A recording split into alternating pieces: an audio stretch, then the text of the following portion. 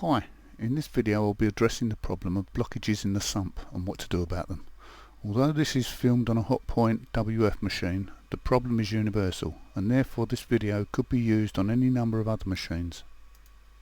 Before you attempt any repair on a domestic appliance, switch it off from the power supply and remove the plug. If your washing machine still has water in it when the cycle's finished, then you probably have a blockage or a pump fault. The easiest way to determine which one you have is to lower the outlet hose into a bowl. If little or no water comes out of the pipe, then you have a blockage. So put the hose back in the standpipe and tilt the machine back against the wall or something sturdy that will support its weight. You may want to put a towel over the edge of it to prevent it getting scratched or damaging the wall. If the door is still held locked at this point, then by tilting the machine backwards it sends the water to the back of the drum, which should allow the interlock to release and permit you to open the door. Barrel as much water out as you can in a bowl or bucket and remove the last bit with a sponge.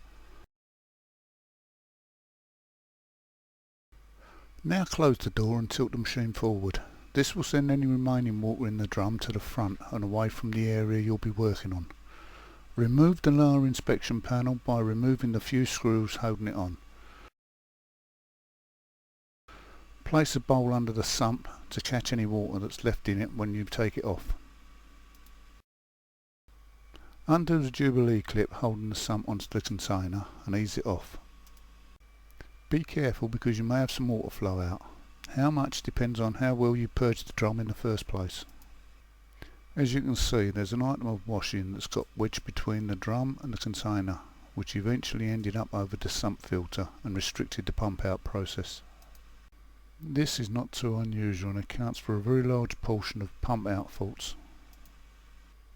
This cloth has got caught on the heater, which has kept it in one place, eventually getting sucked into the sump. The filter on these machines comprises of 4 parts and this drum insert is one of them. Keep the sump over the bowl while you unclasp the section of hose that's connected to the pump. Tip it upside down to empty it completely before removing it from the machine.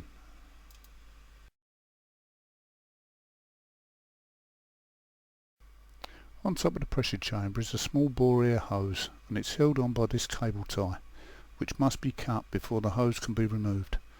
Once this is done, you can remove the sump assembly like so.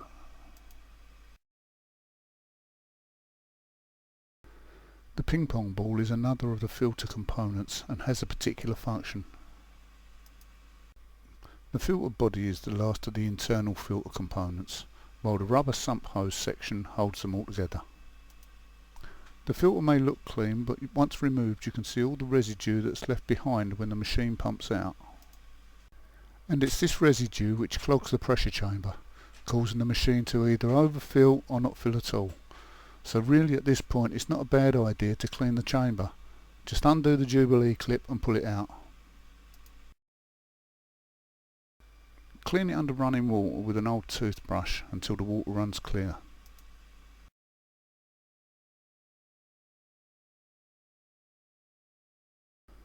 Line up the notch in the hose with the lip on the chamber and it will go back in the correct position. Replace the clip and it's done.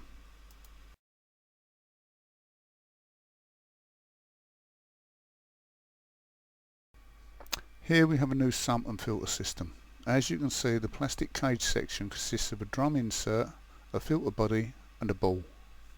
The rubber sump housing has a raised moulding inside that the filter body fits onto by way of the offset hole in its base.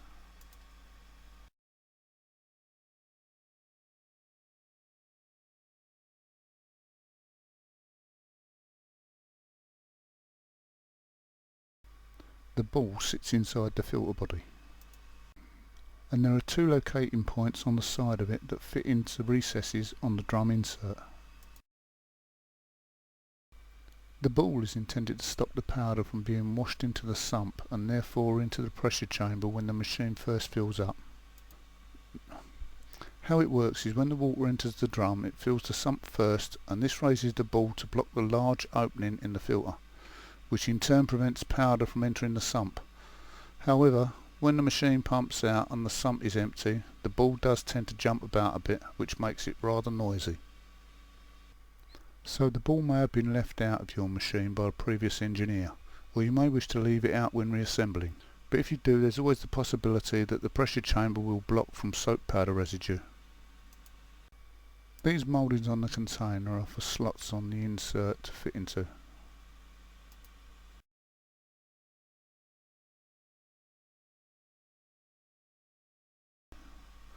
And likewise with the filter body, which clips into place when fitted correctly.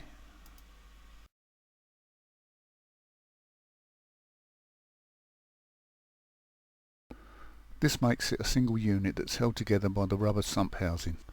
This is just to show how the sump assembly is put together in its separate sections, although you would attach it to the container having already assembled it first.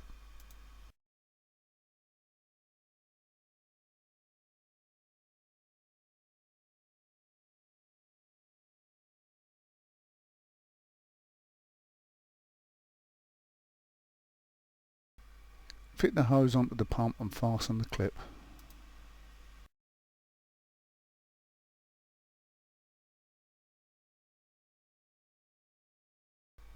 Don't forget to put the pressure hose back onto the chamber and fasten it with the clip, or the machine will overfill.